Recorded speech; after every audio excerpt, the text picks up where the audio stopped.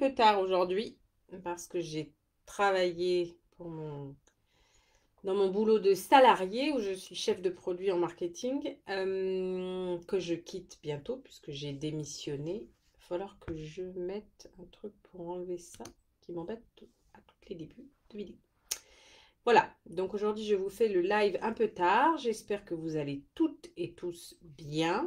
Euh, alors, je ne sais pas si vous avez remarqué, j'ai une petite parenthèse concernant le cadre. Je fais ce live en entier sur le groupe, mais j'en donne des fois des parties d'un point de vue un peu promotionnel à l'extérieur pour montrer un peu ce qui se passe dans le groupe et quels sont le genre de live que je fais.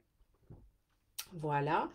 Alors j'y vais aujourd'hui, donc un titre un peu racoleur. Pourquoi la méditation, le yoga, la sophro, la respiration cardiaque et tout ce que tu peux trouver comme technique ne vont pas être la solution ou les solutions à ton bonheur. Alors ce que je vous disais la dernière fois dans un de mes lives, c'est il est important de savoir revenir à son corps. Il est important de se rendre compte que nous ne sommes pas qu'un mental, que nous ne sommes pas qu'un esprit, et de débrancher de temps en temps cet esprit et ce mental pour revenir à son corps. Comment faire? Alors pour ça, il y a 70 000 techniques. La méditation en est une, notamment la méditation de pleine conscience qui peut te faire focus sur le corps. Tu as des méditations scan, ce qu'on appelle le scan corporel. Donc, tu vas avoir un focus vraiment sur le corps. Tu as le yoga qui est une pratique sportive qui permet de faire du sport en conscience, je dirais. Il n'y a pas que le yoga, mais c'en est une. Il y a aussi le qigong. Il y a aussi beaucoup d'arts martiaux qui font du sport en conscience, notamment le karaté, etc. La sophrologie va te permettre de revenir à ton corps, la respiration cardiaque. Voilà, vous avez compris, il y a énormément de techniques qui sont en fait toutes très bonnes, plus ou moins adaptées à chacun. Donc, choisissez la technique qui va être adaptée à votre corps, à votre personnalité.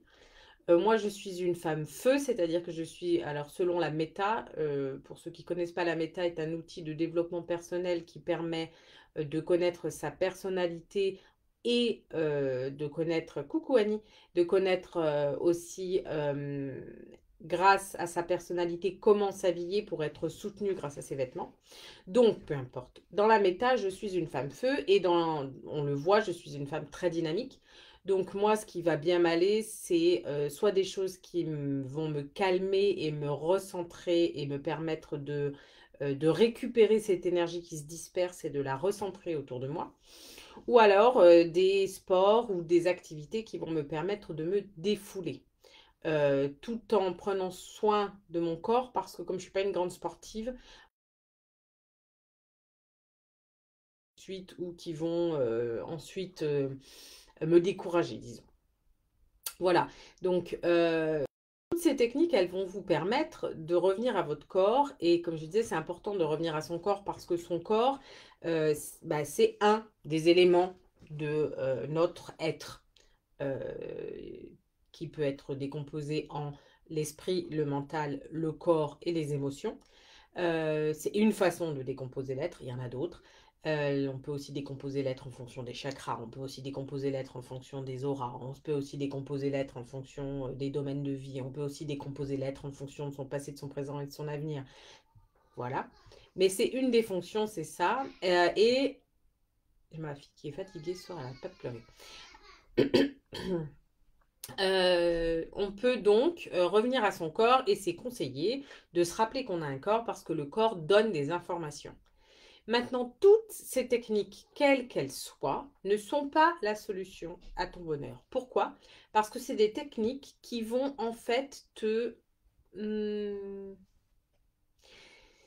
qui vont te permettre de revenir chercher quelque chose dans ton corps, mais qui peuvent être aussi utilisées à tort pour anesthésier. C'est-à-dire, je peux utiliser la méditation pour rentrer en introspection en moi, pour retrouver le calme, pour me reconnecter à mon corps, mais je peux aussi utiliser la méditation pour ne pas me connecter à mon corps et pour oublier mes émotions.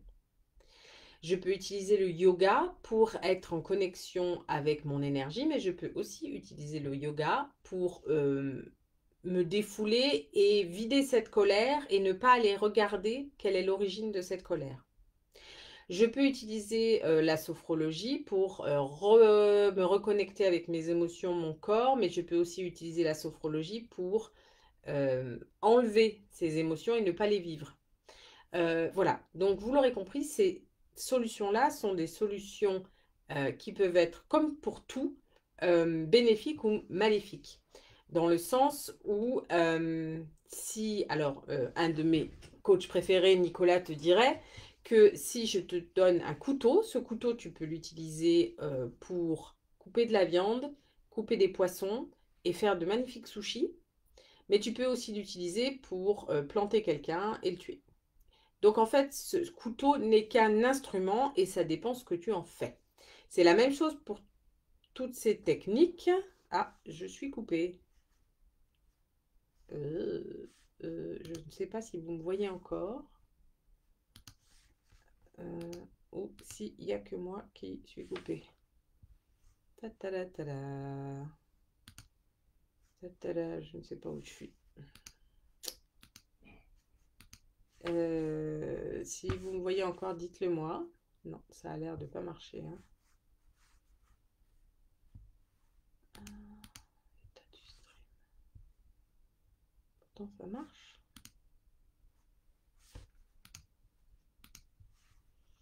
Bon, hop, je te vois. Alors, Annie, tu me vois, mais moi, je ne me vois plus. C'est bizarre.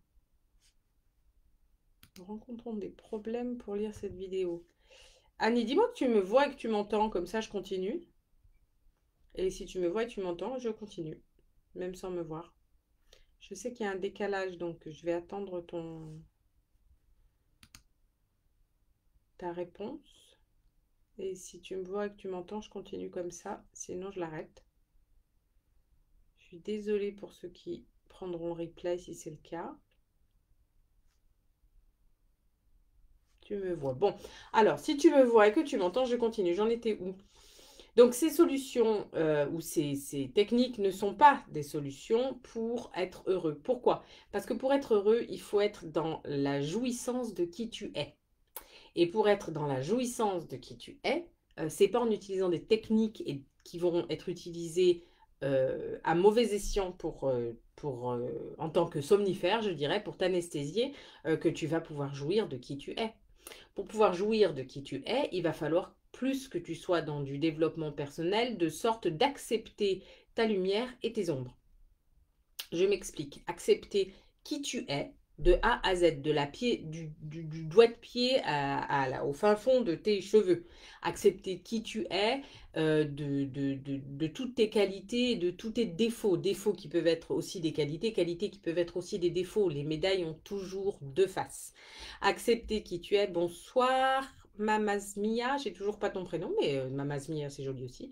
Accepter qui tu es aussi pour pouvoir mettre en avant tes talents, pour pouvoir mettre en avant ce que tu sais faire naturellement, ton avantage injuste, et aussi accepter qui tu es. Vous voyez, ça me met en ébullition quand je parle de ça. Accepter qui tu es pour apporter au monde ce que tu as à apporter, parce qu'on est chacun là. Alors on y croit, on n'y croit pas, c'est pas la question, mais on a chacun des choses à apporter aux autres et on est chacun sur Terre pour pouvoir apporter quelque chose, apporter entre guillemets sa pierre à l'édifice. Et si tu jouis de qui tu es, tu peux enfin apporter cette pierre. Si tu es sans arrêt dans l'autosabotage, si tu es sans arrêt en train de t'anesthésier avec ces magnifiques techniques que sont la méditation, le yoga, la sophro, la respiration cardiaque et même le FT quand il est très mal utilisé, et bien dans ce cas-là, en fait, tu ne jouis plus de qui tu es.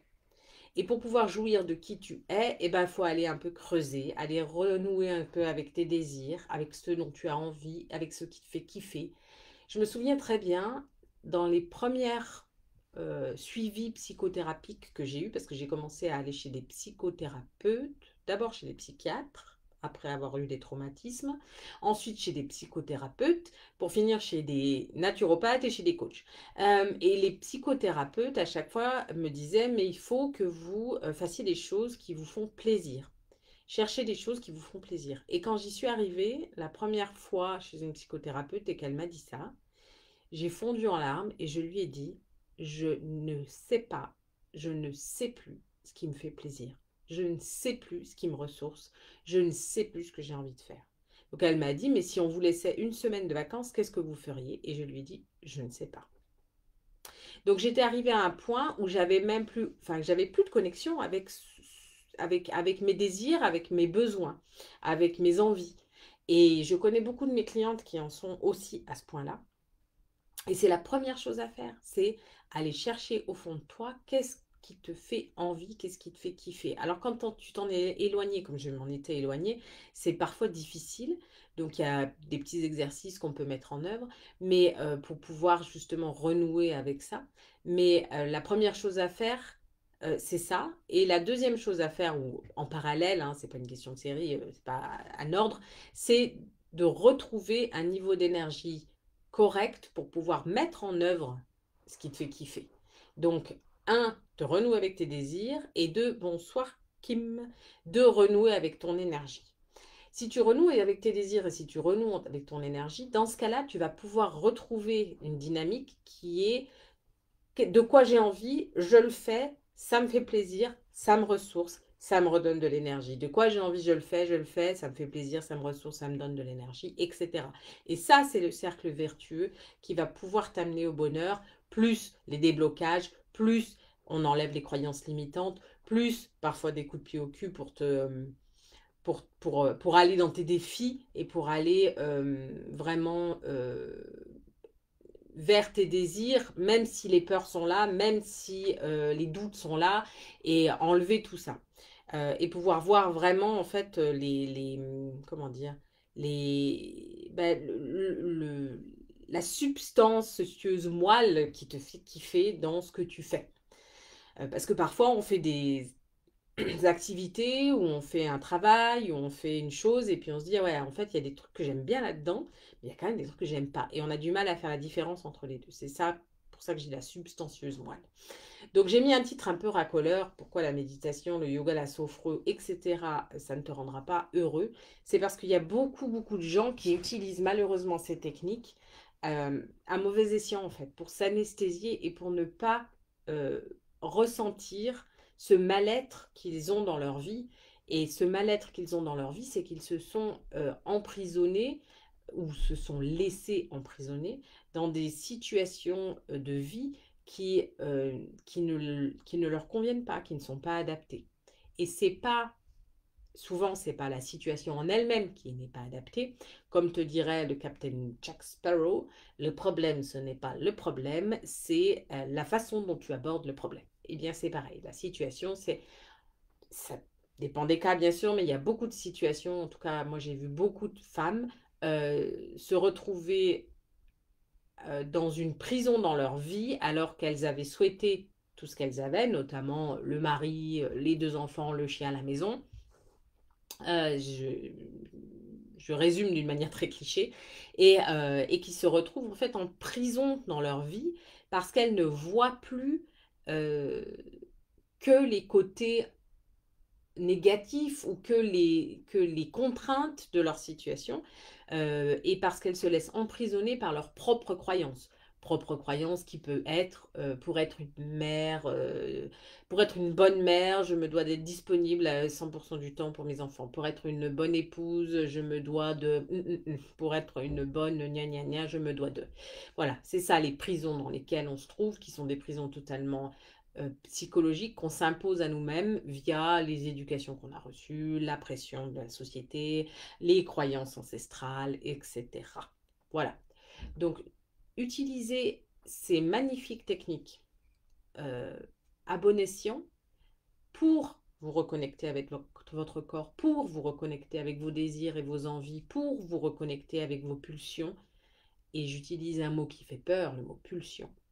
Mais ne les utilisez pas pour vous anesthésier parce que finalement, vous vous éloignez de votre bonheur quand vous faites ça. Voilà. Laissez-moi des commentaires, même en replay. Dites-moi ce que vous appréciez dans les lives. Dites